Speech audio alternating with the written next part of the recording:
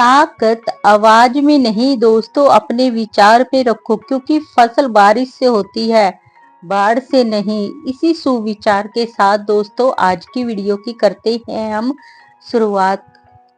तो मेरे छोटे बड़े भाई बहनों को दोस्तों मेरा नमस्कार, और मेरे माता पिता को मेरा चरण स्पर्श। तो दोस्तों आज की ये वीडियो की शुरुआत की है मैंने सुबह के, अभी ये 10 बज चुके हैं, और मैंने जो सुबह का काम होता है ना, वो मैंने आज सारा ही अपना निपटा दिया है। यानी कि बर्तन, झाड़ू, पोछे, कपड़े सारे लगभग। और यानी दोपहर तक की मैंने रोटी बना के रख दी है, आटा गूंद के रख दिया है, और मैं लगी हूँ बस कुछ तैयारी में लगी हूँ। काफी दिनों से दीपांशी मोमोज की जिद कर रही है, पर मैं ये गर्मी की वजह से बस टालती जा रही थी, और ना ही मुझे ऐसी चीजें बनानी अच्छी लगती है, और ये फिर इस बच्चे के लिए भी हेल्दी नहीं होती। तो बस ये मैंने कुछ तैयारी कर ली है। मैंने ये सोयाबीन को भिगा के रख दिया था, उसको मैंने ये हाथ वाली मशीन से ग्रेट कर लिया, और ये प्याज कट करके रख दिया है। तो बस इसको थोड़ा सा यानी कि ज्यादा नहीं पकाऊंगी, थोड़ा सा हल्का सा तेल डाल के इसको प्याज को भून लेती हूँ। और छोंक में बस मैंने प्याज काटे हैं, और लहसुन अदरक का पेस्ट थोड़ा सा ऐसे दरदरा सा कूट लिया। बाकी हरी मिर्चें वगैरह नहीं डालूंगी, ज्यादा तीखा नहीं बनाऊंगी, क्योंकि बच्चे खाएंगे, और इसके दादा दादी को भी ज्यादा तीखा ज्यादा पसंद नहीं करते। तो थोड़ा बस बिना मिर्च के थोड़ी सी बस हल्की सी मिर्च डाल दूंगी। तो इसको ज्यादा नहीं भूनना है, क्योंकि ज्यादा अगर भून देंगे तो फिर तो ये सब्जी सी बन जाएगी। तो इसीलिए हमें सब्जी की तरह तो इसको बनाना नहीं है, तो हमें मोमोज की इसकी स्टफिंग बनानी है। तो बस जो भी मैंने इसका ये यानी कि हाथ वाली मशीन से मैंने जो इसको बुरादा सा बनाया था इसको मैंने इसमें डाल दिया है। और क्योंकि अगर मिक्सी में बनाते तो ज्यादा हलवा सा बनाते बन जाता है, तो इसीलिए हाथ वाली मशीन से ये ठीक अच्छे से हो जाती है सोयाबीन की। और सब्जियों के मोमोज से ज्यादा ना ये वाले मोमोज और भी ज्यादा अच्छे लगते हैं।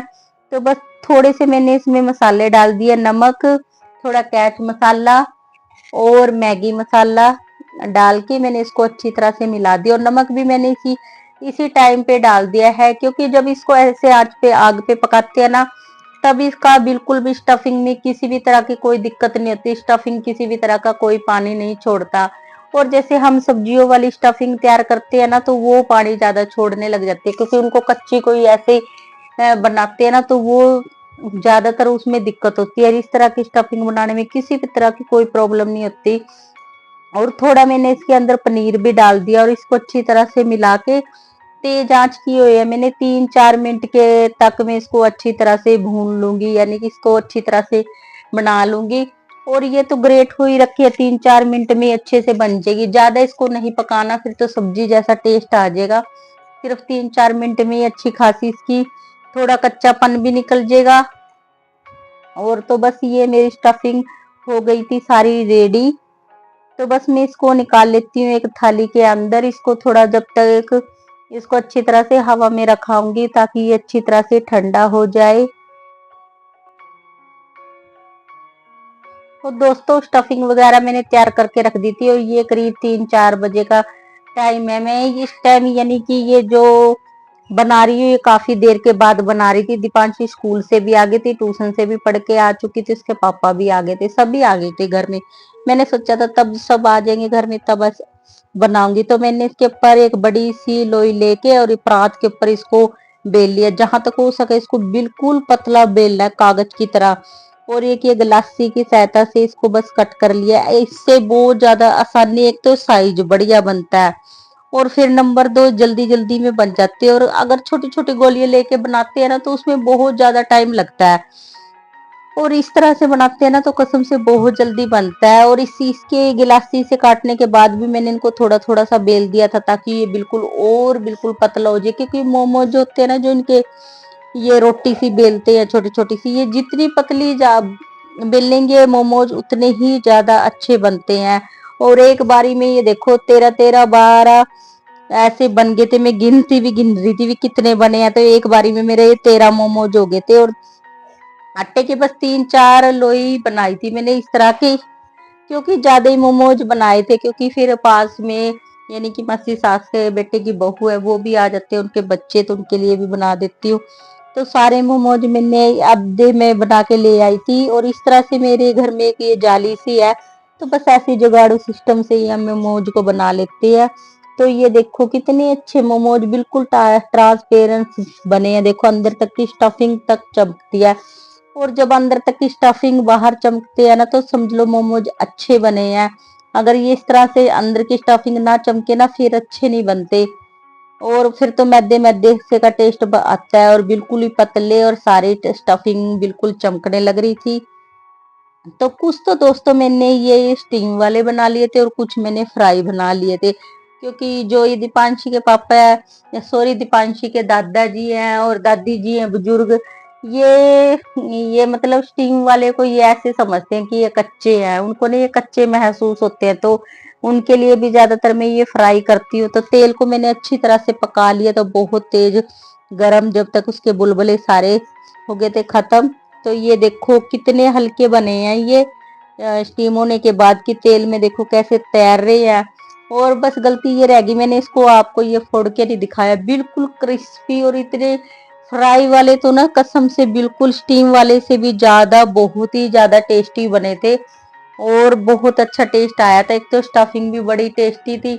सब्जियों वाले मोमोज से भी ज्यादा टेस्टी है ना ये जो हम सोयाबीन वाले मोमोज बनाते हैं, ये ज्यादा अच्छे बनते हैं। और आजकल तो एक तो ना ढंग की कोई सब्जी आ रही है, ये घिया तोरी और ऊपर से दुनिया भर की महंगी।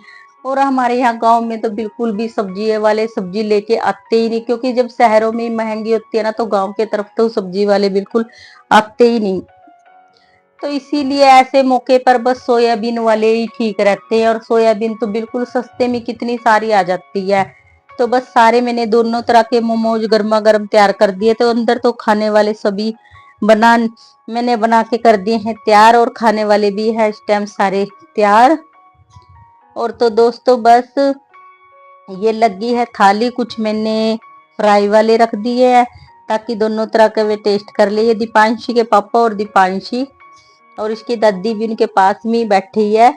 तो बस ये लगी है थाली, ये मैं उनको खाने के लिए अंदर दे देती हूँ। और ये देखो कितने अच्छे बने हैं मोमोज।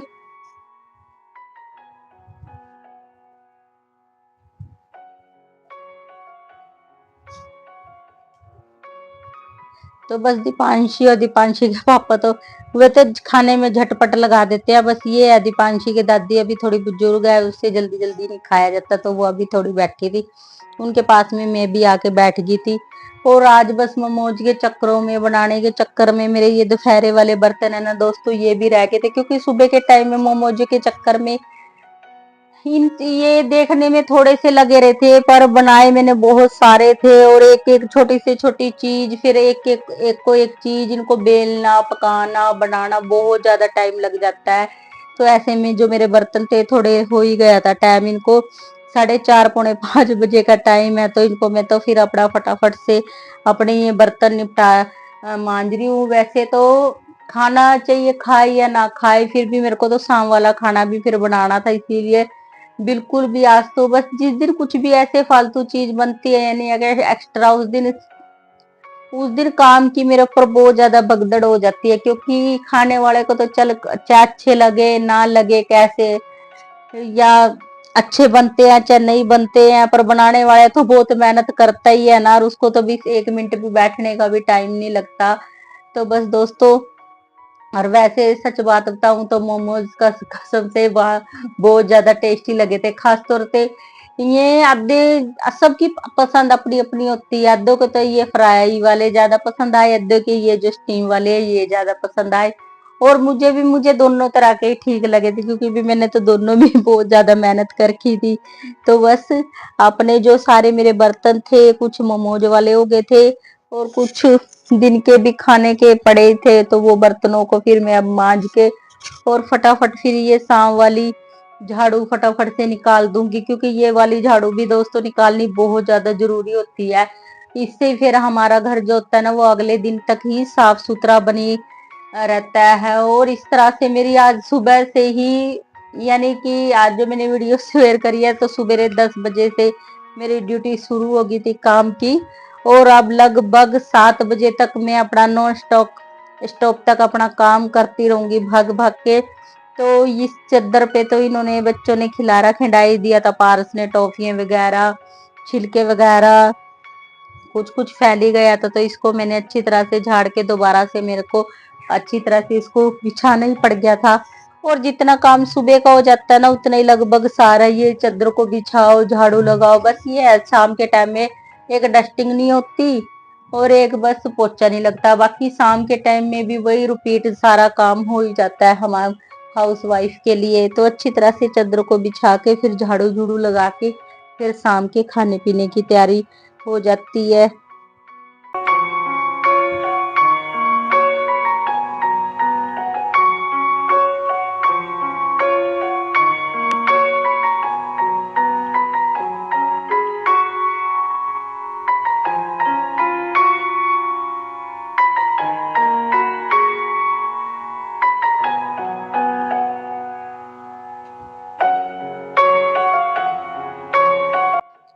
तो जब ऐसी चीज कुछ बना लेते हैं ना, कुछ हैवी सी, बिल्कुल भी भूख बिल्कुल भी नहीं लगती।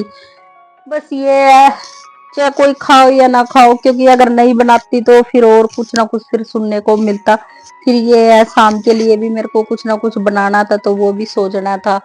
तो बस शाम के लिए कुछ हल्का फुल्का सही दाल चावल, जो बिल्कुल ही सिंपल सा खाना हो तो वो बना दूंगी। बस एक तरफ दाल एक तरफ चावल, तो ज्यादा नहीं बनाऊंगी रोटी राटी, और ना ज्यादा कुछ वैसी सब्जी बनाऊंगी, क्योंकि कितना तो मोमोज ये भी बहुत ज्यादा हैवी हो जाते हैं। और मेरे को तो ना सच में बिल्कुल भी भूख शाम को लगी ही नहीं थी, ना बच्चों को। बस ये दीपांशी और के पापा दादी ये तो चाहे एक आधी आधी रोटी खाओ, पर इनको तो आदत है चाहिए दिन में कितना ही कैसा खाना क्यों ना खा लो। तो बस फिर अपना फटाफट से मैंने सारा आंगन बिल्कुल साफ सुथरा अपना दोबारा से कर दिया मैंने बिल्कुल।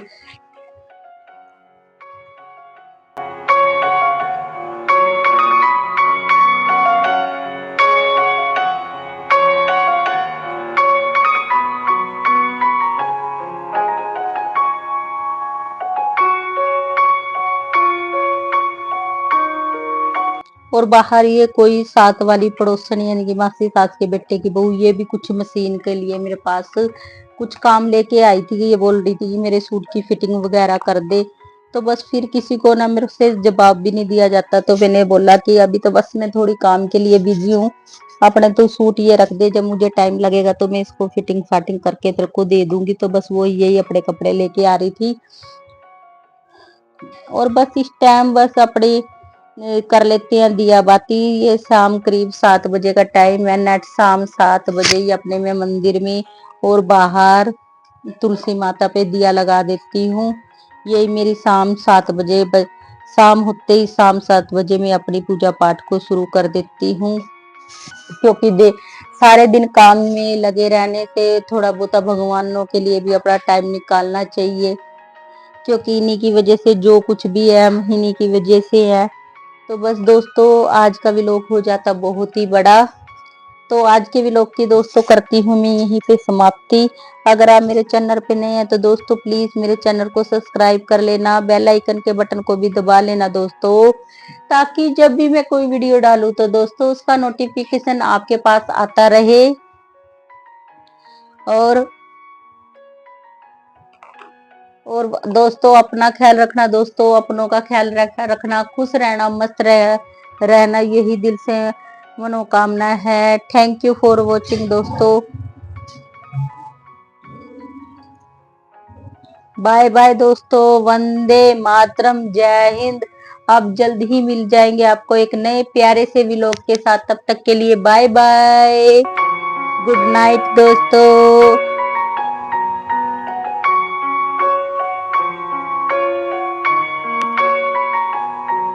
ओम जयंती मंडला काली भद्रकाली कपालिनी दुर्गा क्षमा शिवा धात्री स्वाहा सवदा नमस्तुते।